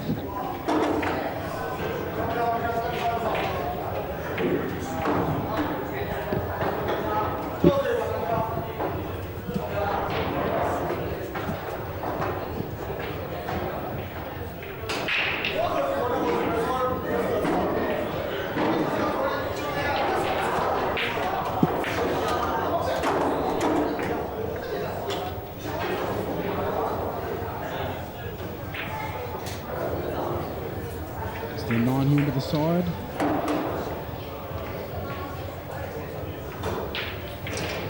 This is for 2 racket bellies, I believe. This is big to go 7-5 up in the Absolutely. final. Race to 9 for this final match.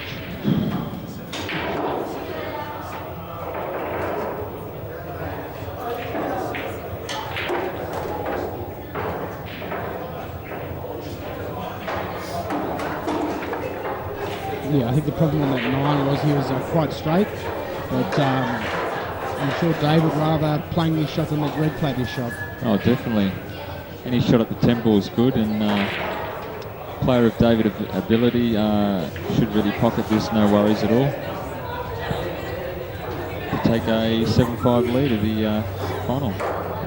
This is the thing I like about Dave. He's faced with a pressure shot here, so he takes his time, he worries about his breathing, and just pots it in the hole. Just as sweet as that. So it's 7-5 to Dave Rothall.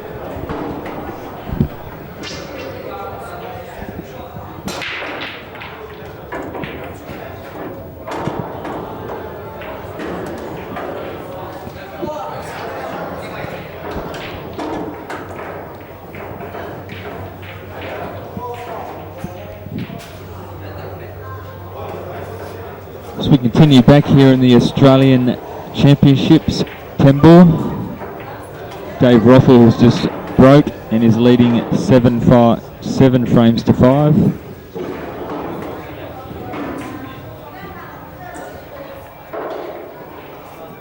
It's a great safety shot there from Dave.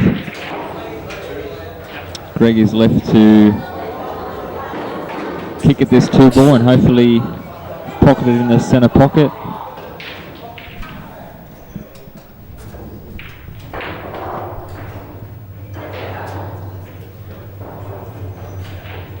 See what he comes up with here.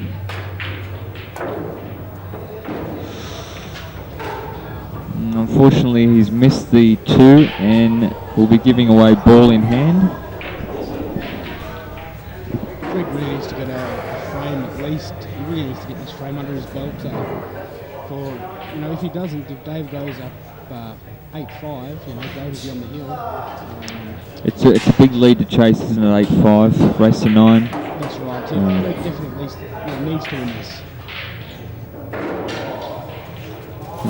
The only problem ball I can see is the 8 ball, but again, I think the combination here might be on the 8 to the 10. That's right. So if he can just get good position here on the 3, it should be pretty straightforward from there.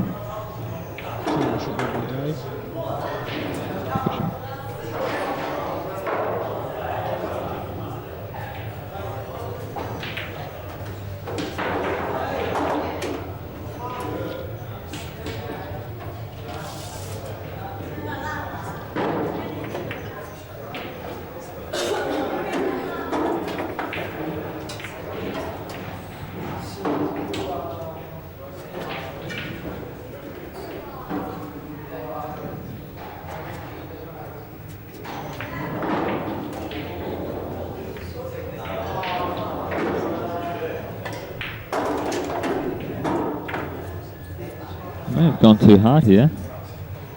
He's overdone this a bit. Yes, they should be right. I think the stretch is the biggest thing right about.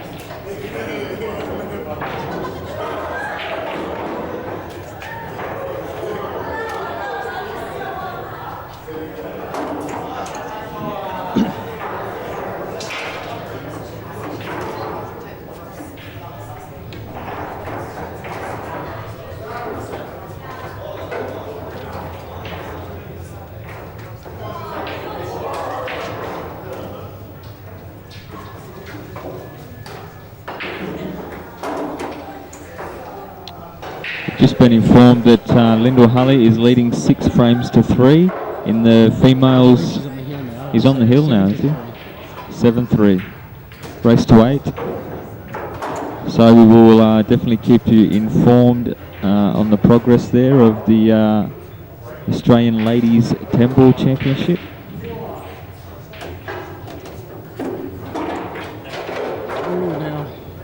Pop there on the 6, but he has some involved with 7, so this you don't really have to force it, or either just roll it in to get on the 8 to maybe play the 8-10 combination. I'm not so sure about just rolling it in. I think he's got to play 3 rails here. He's got to pocket the 7 in the middle pocket and go 3 rails and. So play it 3 rails with the top. Yeah, just top ball and hopefully end around the middle of the table. He's fallen a bit short. Now this makes the 10 ball a lot difficult than what it should have been. So I think really he needs to hit this 8 ball. From what I can see here, it looks like he needs to hit it fairly full ball and screw across to the left.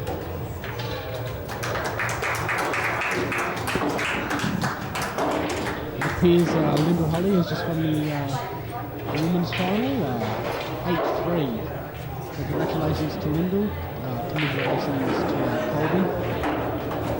Yeah, another good win there for Lyndall, although she said she wasn't playing at her best. But again, to win, not playing at your best, obviously shows how much of a classy player she is. That's right, that was a great shot. So here we are with David breaking off. 8-5. So, fortunately for Greg, Dave doesn't have a shot out on the one.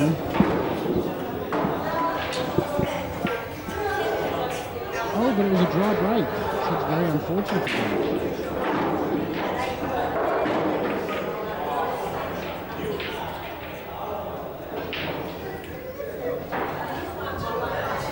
Looks like there'll be a push out here. For those who don't know the rule in 10 ball, if you are snookered off the break, you can elect to push the white ball in any direction you wish to leave it, but if your opponent does not like the shot, he can then enforce the player to go back and play it.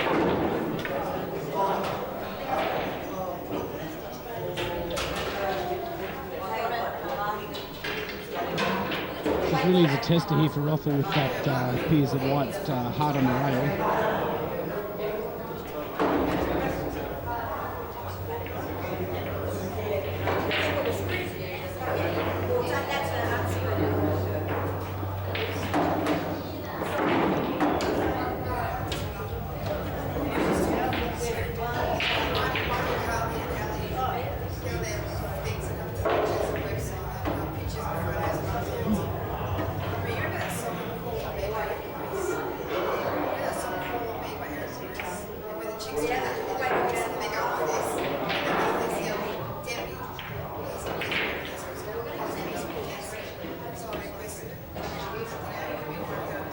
Again, we see a great safety. A great shot there from Greg.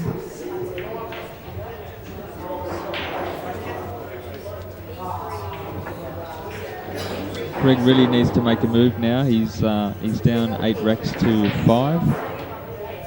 He's really got no choice, has he, Alex? He's got to make his move now, otherwise it's going to be too late for Greg, who's had a fantastic tournament. But at the end of the day, no one wants to run second, do they, mate? You know, once you're in this position of the final, you obviously want to win it. So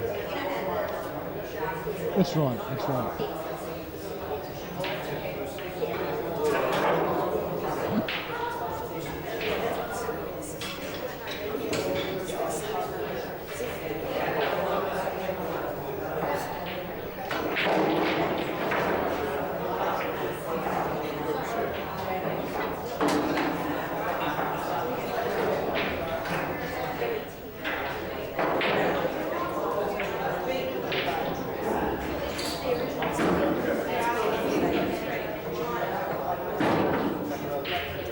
what would you try and play here, Alex? Try and kick it at the backside of the one and sit behind the 9? Shot here that they were doing I preferred see a foul there, ball in hand. kicking off the head rail with heaps of spinning in behind the one off the rail and try to leave the white Behind the 10? good behind the 10. I thought that was a shot I would have played there, but of course the way Dave was trying to do it was also not an effective way. I think with shots like that, it really comes down to how comfortable you are with different shots. Now this 2's a bit tighter, so yeah, it's in a bit of an awkward position here. Greg's putting himself with lots of angle to go down there at the table for the 2.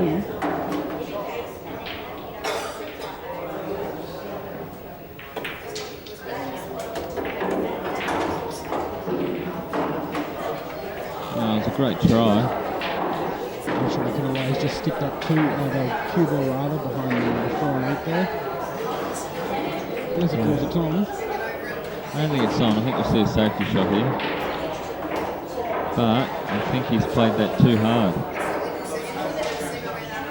You see, I thought the stun run through there was by far the better shot, with leaving the two up the table behind the 9 and 10 ball. Just a little stun run through. You also put more distance, of course, between the white and the 2. And if the stun run through, you're also capable of putting the white ball right up against that 8.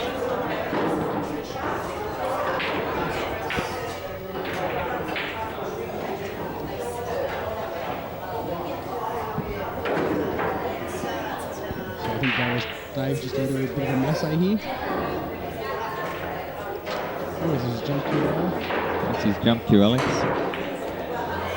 Great shot.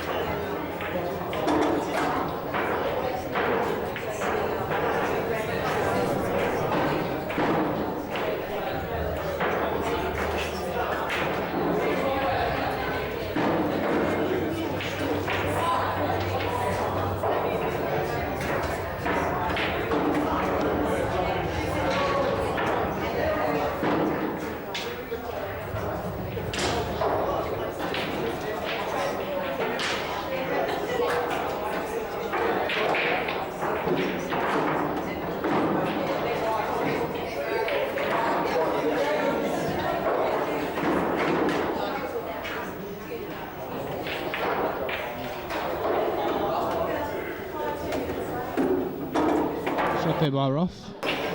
I'm thinking if he puts his score, he'll spin the white off 2 rails with a little bit of dip below middle or a bit of bottom right hand spin. Play the 5 back into the same pocket.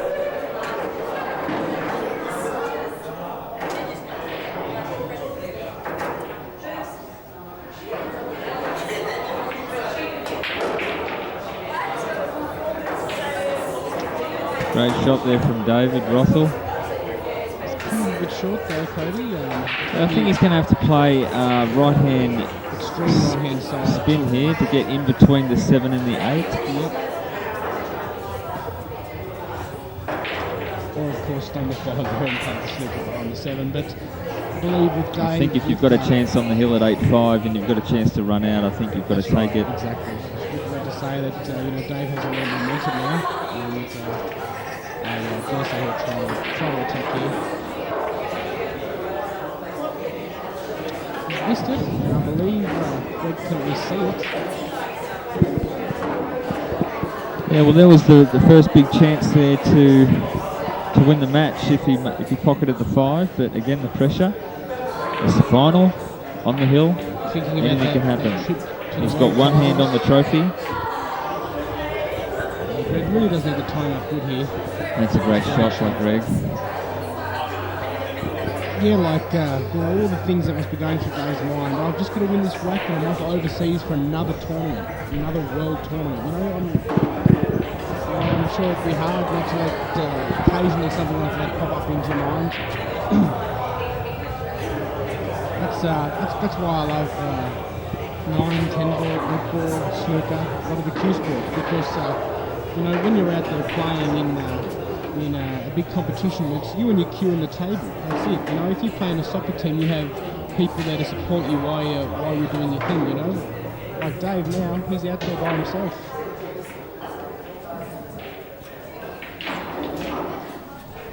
An illegal hit there in the 5.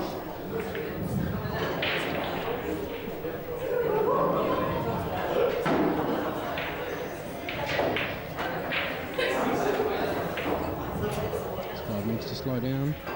I think he's got the snooker there, Greg.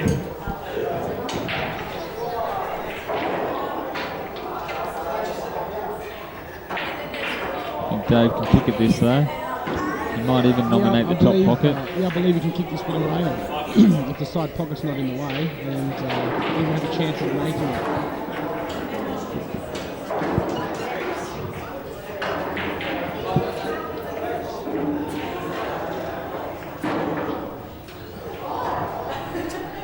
He's elected for the jump cue. Unless he can screw the white back or run it through, which is tricky. if he tries to pot it. I just can't see the positional value to it.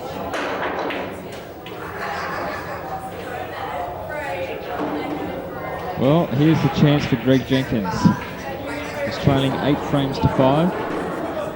This is where he needs to make his mark on the match and run these balls out and get it to a 2-frame deficit. And then who knows? This is pool, you know. Winner breaks, anyone can take 3 or 4 frames in a row. These guys are definitely capable of running. You know, Greg's definitely capable of running 2 laps, as is Dave.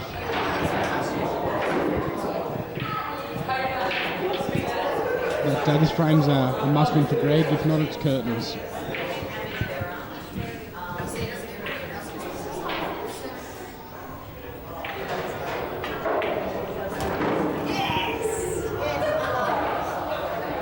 He's looked himself hampered over the 80 to a lot of people just learning the game, or it's people who don't play much. This shot might look quite easy, but really every time you have to jack up over a ball like Greg's doing over the 8 now, you have to cue the ball so well. Just a slight bit of side will throw the ball off, and Greg's played that to perfection. Look at that. That is a brilliant shot.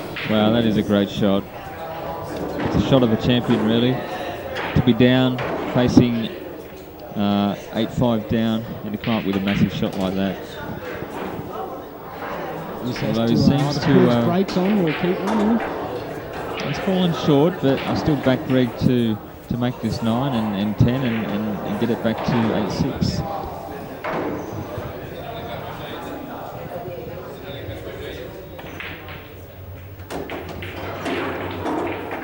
Great shot there by Greg.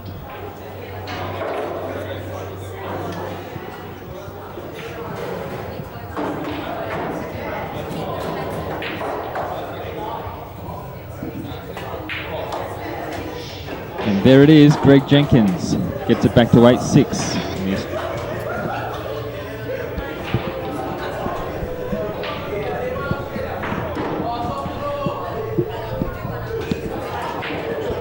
Greg really needs to stay focused here. He needs to make a ball and have a good shot on the lowest ball.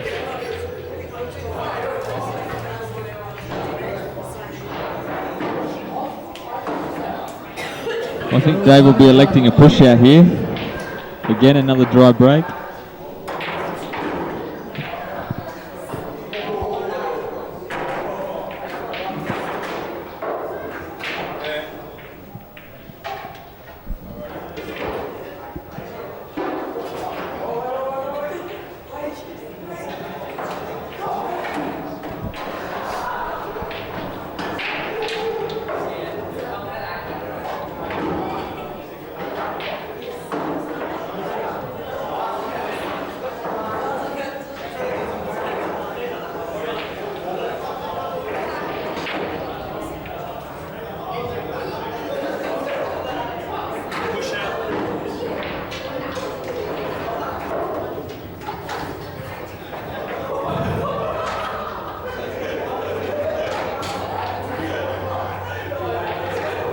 He's elected the push out there, Dave Rothall. I think it's a pretty straightforward safety shot here from Greg Jenkins.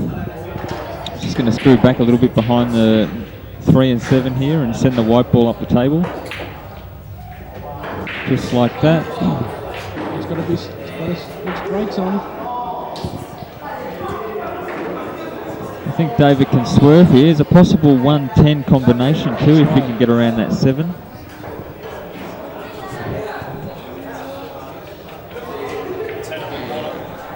He's elected to nominate the 10 ball in the left corner pocket.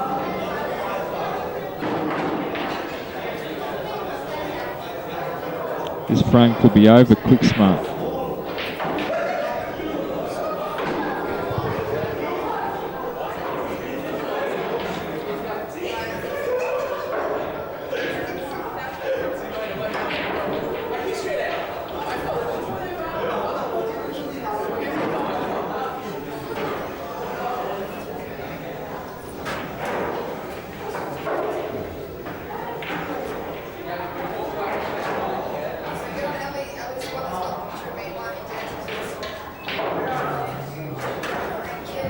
taking his time here, Dave. It's a very important shot. If you can collect the 1 ball, then maybe it's a possibility of connecting the 10 into the corner pocket. He's going to kick at it. Oh, dear. Very good try. He may have fluked the 8.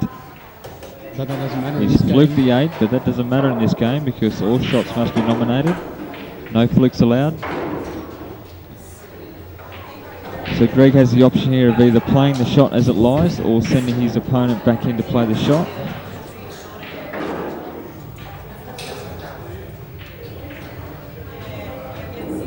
I think obviously Greg will take the shot to the centre pocket. He's got to be careful about position though, because when you're hitting such a ball so fine, the white wood is going to travel a bit. But if he can play it with drag or something like that.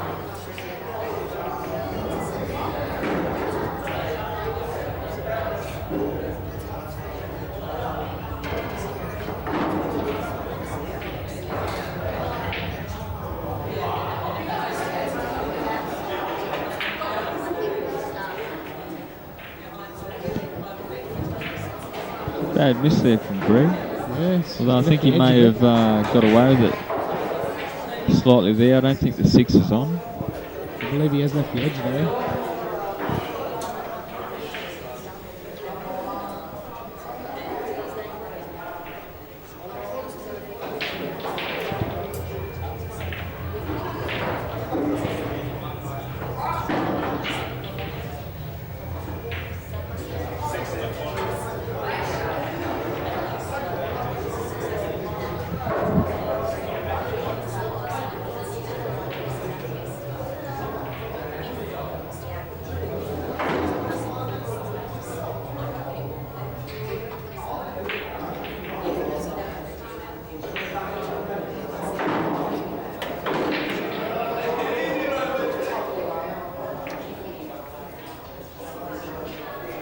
Well, again, it's a fairly easy safety shot here from Greg Jenkins. He's got 3 or 4 balls he can hide behind here.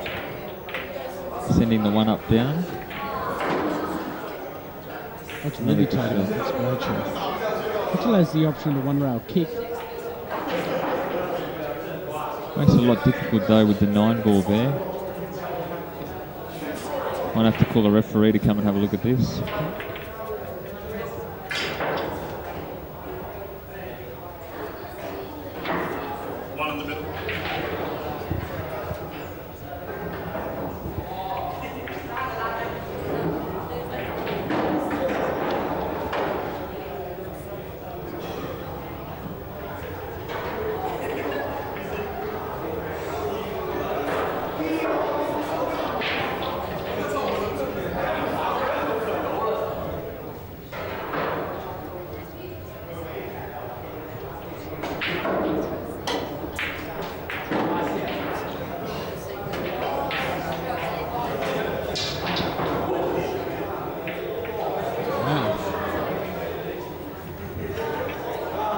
It's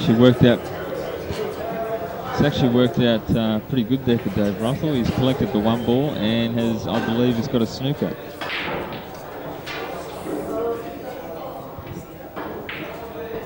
It's been a great safety battle for both Greg and Dave.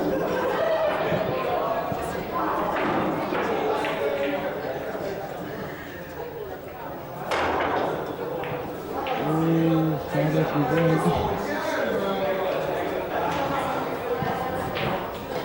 I don't know about you, Alex, but all the balls seem to be out in the open and I can't see a difficult ball here.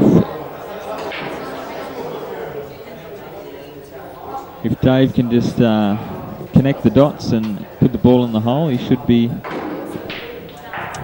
out here. As long as he gets good angle for the 2. It looks like he has there. Yeah, I think, just screw back. Yeah, I think he's just got to screw back. Somewhere to the middle of the table, anywhere is fine. Well, kissing the 4, you know, if you got to be careful of that as well.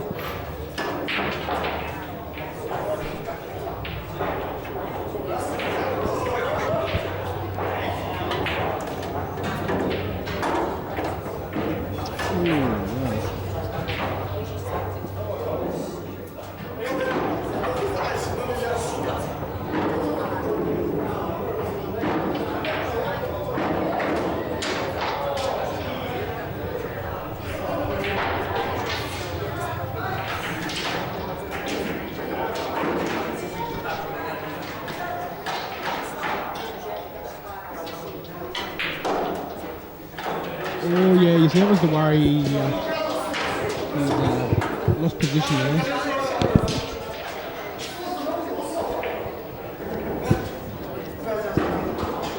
Yeah, it was a pretty poor shot there from Dave Rothall.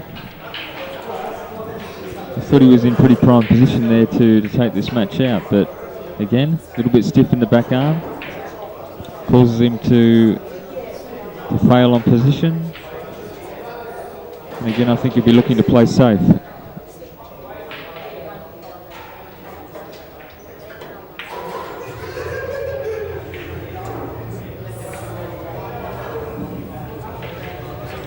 Well, he's left Greg a tempter. Greg, I think, really has to hit this hard, but the right close to the rail. You know, he really needs to hit it quite hard to get good position for the 5. But maybe Greg will just. I think Greg just might roll this in and then settle for what the table has to offer and play safe on the 5. That's right. That's right.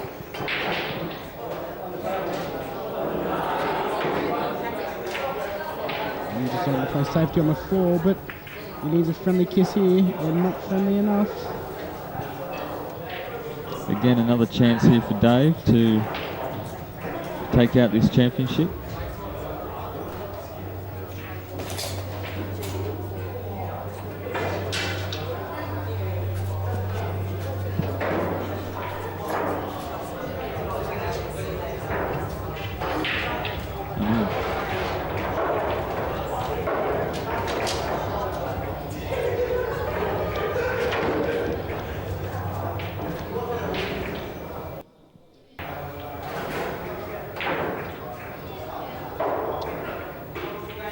Dave's now put a glove on. Did he have that on just before? I don't think he did. I don't think he did. I think. Watch out for that side pocket, Dave.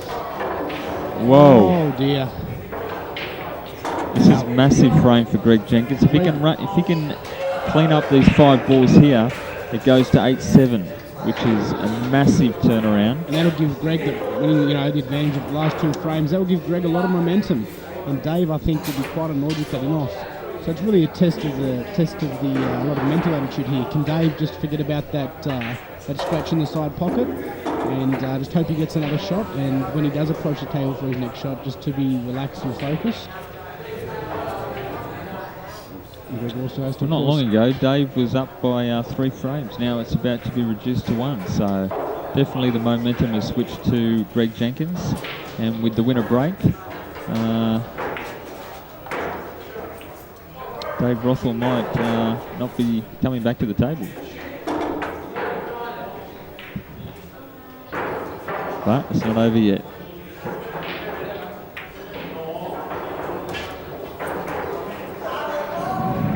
Greg has a nice angle here on the 9.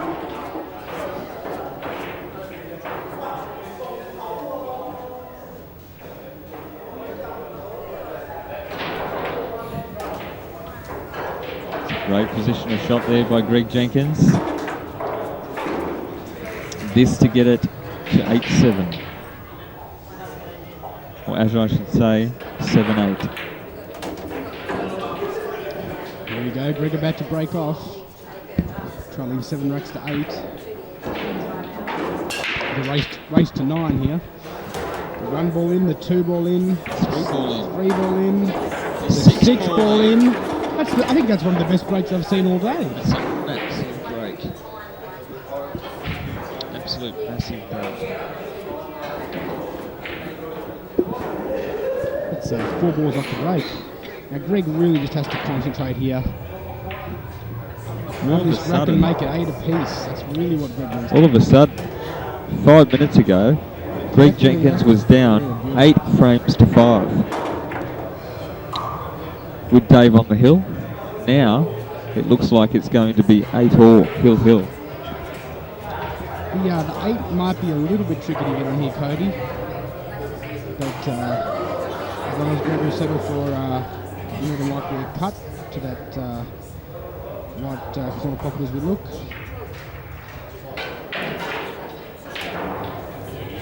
Careful, Greg. Oh no. Oh dear. That was a big mistake from Greg Jenkins. It did look like he was going to get the match back to 8-all, but unfortunately has scratched in the centre pocket. And now Dave Rothall will come to the table with a 4-ball run out and look to snatch this championship's 9-7. Now, Davis really has to focus here because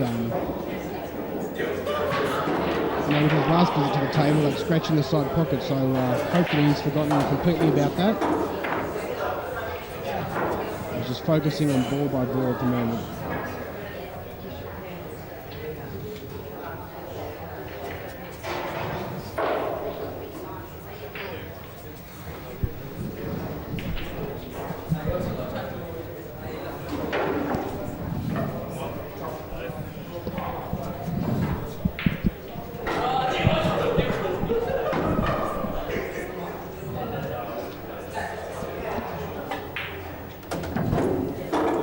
Oh, yeah, it was a great shot on the 8-ball there by David Rothall. Yes, he's got the 9 to go and then the 10, and all of a sudden Australian Championship in order for him today. yeah, it's definitely been a class act from Dave Rothall.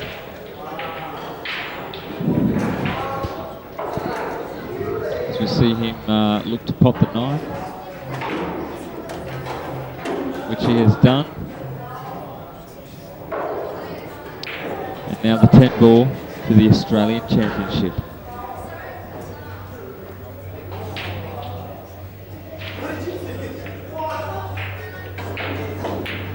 There we go, nice shot there, Dave. Well done, mate. There's our Australian champion, ladies and gentlemen, David Rothall. Very well, thank you.